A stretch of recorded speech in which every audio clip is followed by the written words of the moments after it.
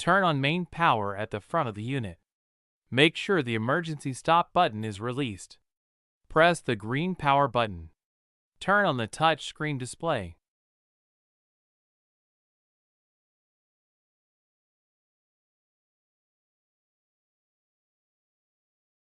Load the roll of printed material onto the unwind mandrel. Tighten the mandrel. With the DC350, use the air gun to expand the mandrel. Thread the material through the unwind side of the press. Refer to the unwinder module paper path diagram.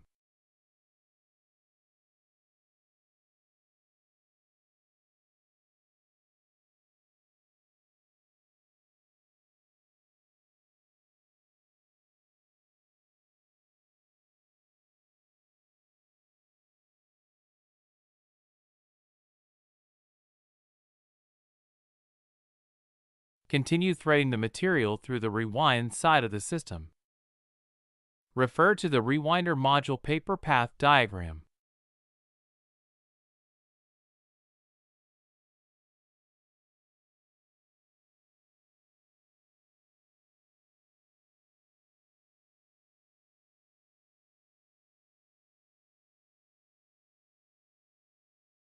Install an empty core to one of the rewind mandrels.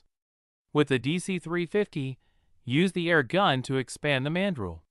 Tape the material to the core and turn on the sensor.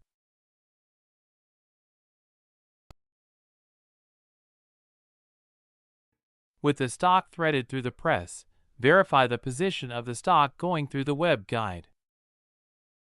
With the two arrows button pressed, adjust the stock position until the sensor value reads very close to 0. Then press the top circle button.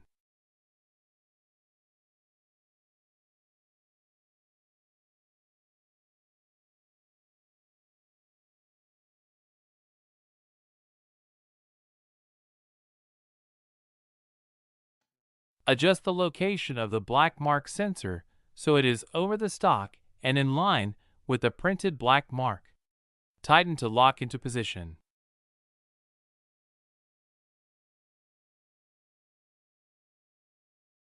Before installing the die, we need to measure for the repeat value. If you know this value, you can proceed with die installation.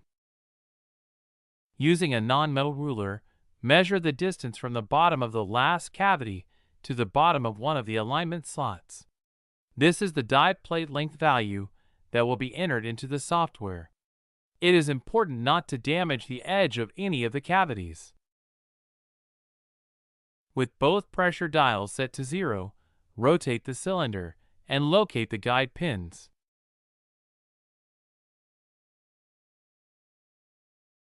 Line up the slots in the flexible die with the guide pins on the magnetic cylinder.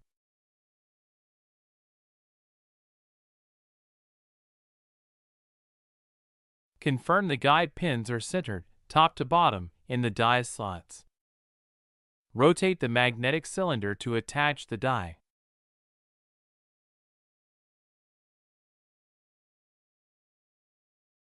Replace the protective cover. Turn the handles clockwise to set die pressure.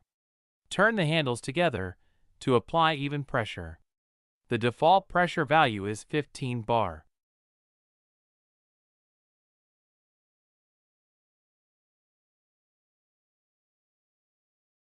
On the touch panel, confirm working mode is set to printed roll. Enter the die plate length for the flexible die you are using.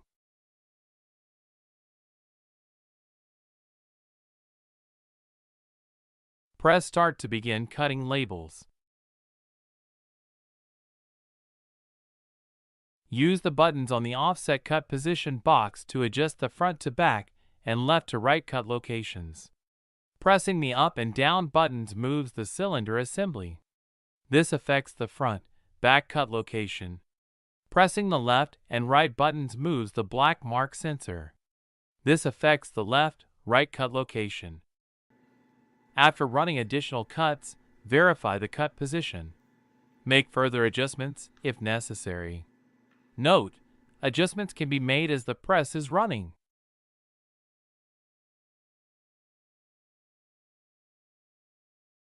Install an empty core on the waste take-up mandrel and tighten the mandrel.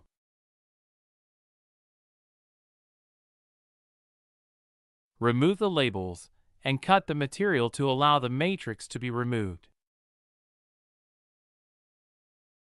Press Resume on the touch panel to begin cutting. Pull the matrix and attach it to the core. Turn on the mandrel sensor. Lower the compact arm.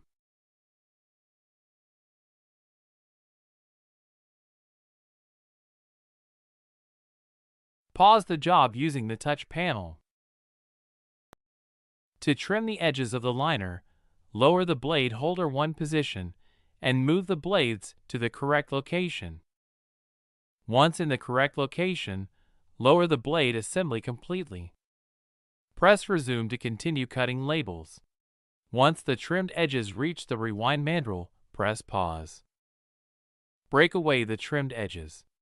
Place the edges over the bar. Resume cutting and feed the matrix onto the waste take-up.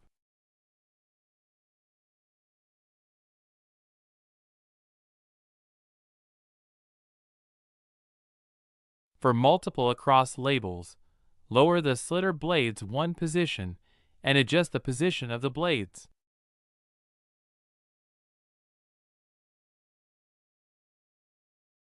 Once in position, lower the blade assembly completely. Resume the job, and when the slitted material reaches the rewind roll, pause the job.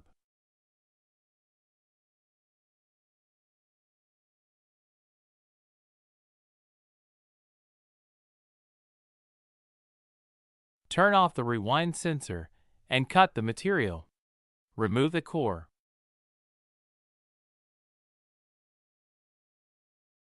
Install cores cut to the correct size. Again, note that the DC350 will use the air gun to expand the mandrels. Secure the slitted material to the core. Turn on the rewind sensor.